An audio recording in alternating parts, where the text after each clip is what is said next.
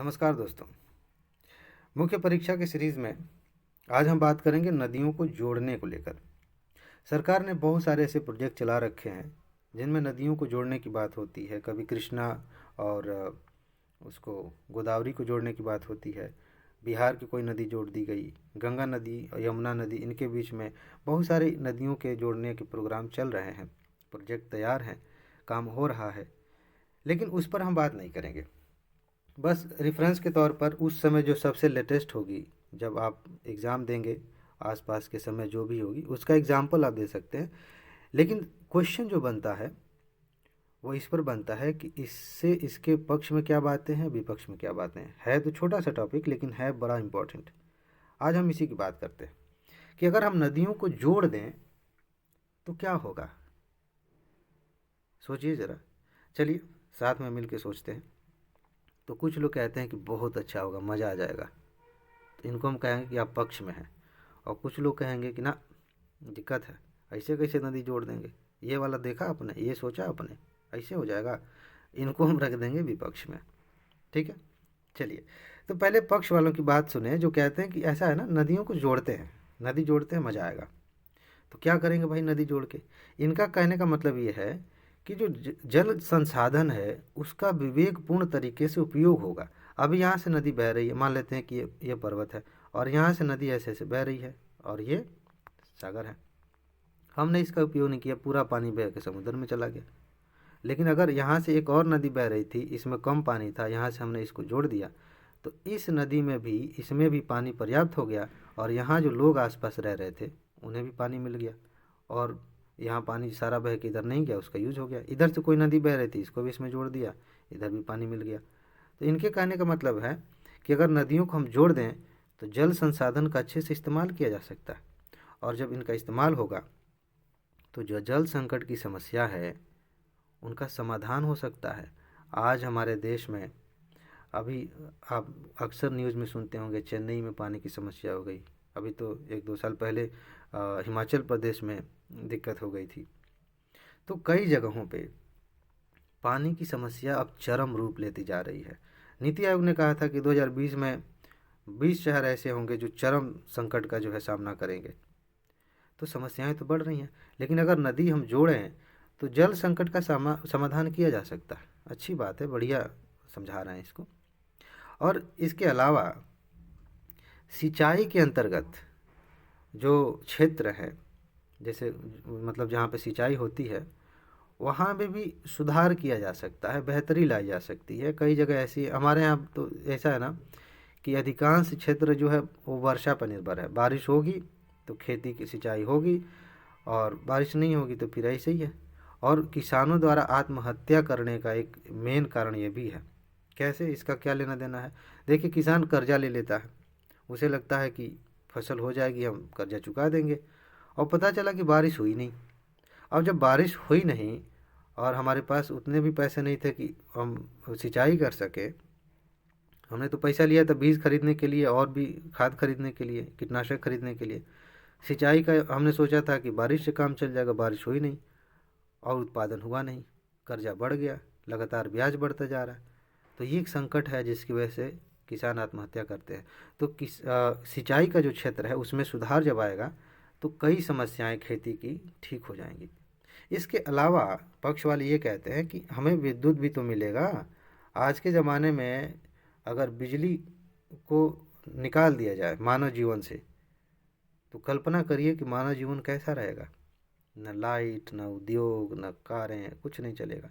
कारों का इससे क्या लेना देना है? क्योंकि जहाँ से आप कार बनवाते हैं, जहाँ से पेट्रोलियम का संशोधन होता है, कहीं न कहीं किसी जगह पे विद्युत का इस्तेमाल होता ही होता है। विद्युत हमारे जीवन में, जैसे हम कहें कि शरीर में खून दौड़ रहा है तो हम चल रहे हैं, इस समय विकास करना है तो विकास में खून दौड़ाने का काम विद्युत करता है।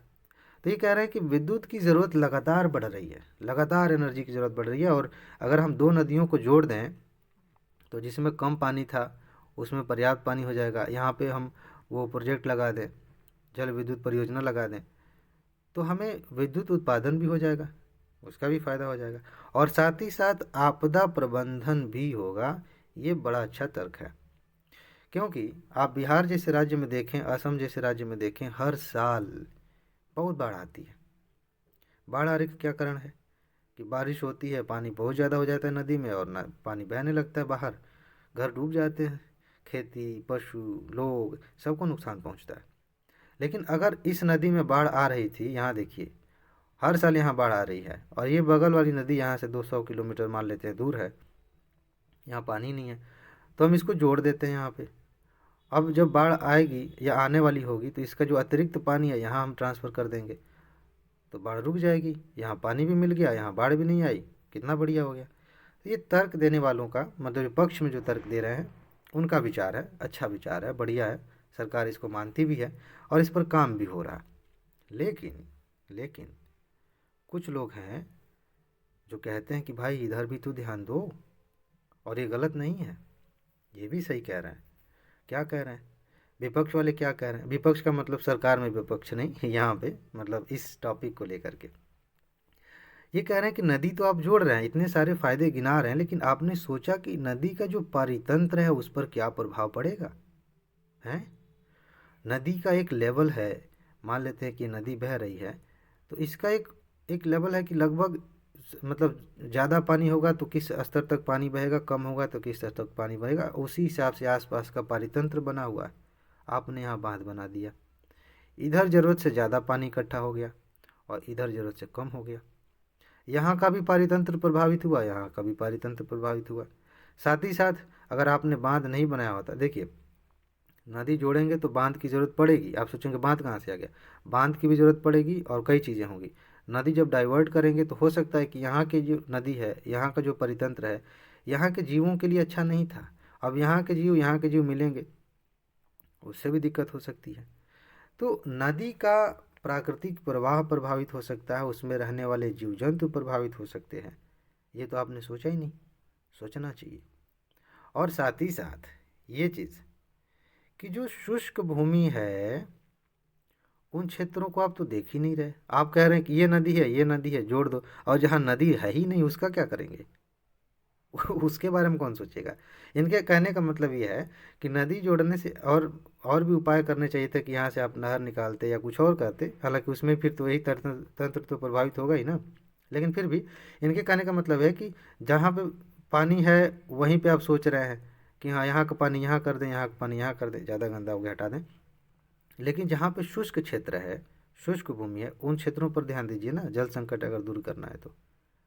और साथ साथ पर्यावरण पर इसका क्या प्रभाव पड़ेगा, आपने देखा, ध्यान दिया है?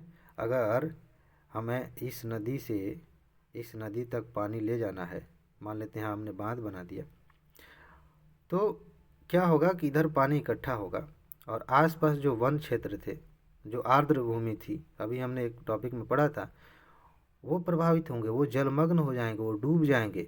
कभी आप यूट्यूब पर सर्च करिएगा, नर्मदा नदी पे जो सरदार सरोवर बांध बन रहा था, तो उसके विरोध में लोगों ने क्या किया था, पानी, वो अपने घर में ही खड़े थे, पानी बढ़ता ही जा रहा था। एनसीईआरटी में भी एक पिक्चर आपको मिल जाएगी, आप देखिएगा कि उनका घर डूबता चला जा रहा है।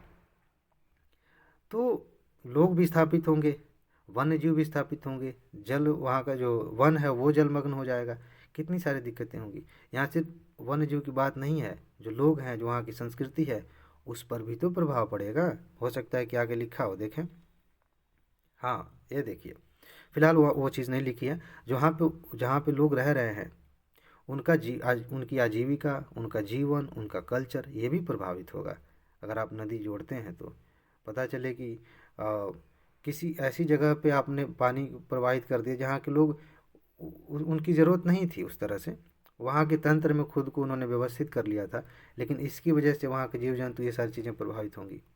ठीक है, इसके अलावा जो तट रेखा है, तट रेखा की भी क्षति होगी, जो नदी की तट रेखा है। और इसके साथ साथ मानसून पर भी प्रभाव पड़ेगा। मानसून पर कैसे प्रभाव पड़ेगा इसका? कई चीज़ें, देखिए मानसून हमारे यहाँ, ये देखिए, मान लेते हैं ये भारत है और ये बंगाल की खाड़ी है, मान लेते हैं यहाँ से नदी बह के आ रही है, यहाँ से कुछ नदियाँ जा रही हैं, तो यहाँ पे ताज़े जल की आपूर्ति होती रहती है बंगाल की खाड़ी में, और इसका जो असर है वो सीधा सीधा मानसून पे पड़ता है, क्योंकि मानसूनी हवा इधर से जाती हैं, ऐसे ऐसे जाती हैं। ठीक है, तो यहाँ से वाष्प बन के जो पानी उठा हुआ है ऊपर उसको लेके जाती हैं। लेकिन यहाँ ताज़े जल की जब कमी होगी तो मानसून पे असर तो पड़ेगा ही। और भी चीज़ें हैं, यहाँ जो सामान्य तौर पे जो पानी हुआ करता था उससे ज़्यादा है, तो भी मानसून पे प्रभाव पड़ेगा, तो मानसून प्रभावित हो सकता है। इसके अलावा संघीय प्रतिस्पर्धा बढ़ेगी।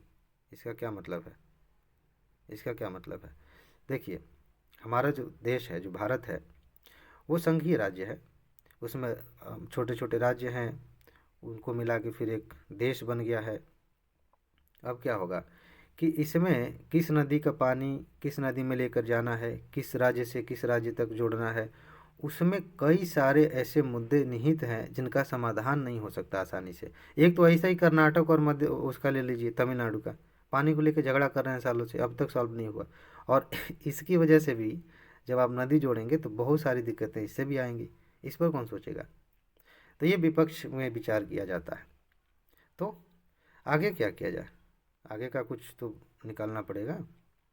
देखिए, एक चीज़ तो हम कहेंगे, अगर हमसे पूछा जाए कि ये जोड़ना चाहिए कि नहीं जोड़ना चाहिए, तो निश्चित रूप से हमें इसका सपोर्ट करना चाहिए, क्योंकि आने वाले समय में जल संकट दुनिया का बहुत ही भयंकर संकट होने जा रहा है, अभी भी है। तो हमें नदी तो जोड़ना चाहिए, उसका पानी का इस्तेमाल करना चाहिए, लेकिन हमें इस बात का ध्यान रखना होगा कि नदी का पानी इस तरह से किया जाए कि सतत विकास हो सके, मतलब लोगों को भी फ़ायदा हो, वहाँ के जीव जंतुओं को भी फ़ायदा हो, वहाँ की पारिस्थितिकी भी ठीक ठाक बनी रहे। इसका हमें ध्यान रखना पड़ेगा। अगर इन चीज़ों को ध्यान में रखते हुए हम नदियों को जोड़ते हैं तो बहुत अच्छी बात है, फिर तो बहुत मज़ा आ जाएगा। तो फिलहाल इस टॉपिक में इतनी सी बातें हैं। टॉपिक बहुत ही ज़्यादा इम्पोर्टेंट है, इसे तैयार करिए और फिर इसका आंसर लिखिए।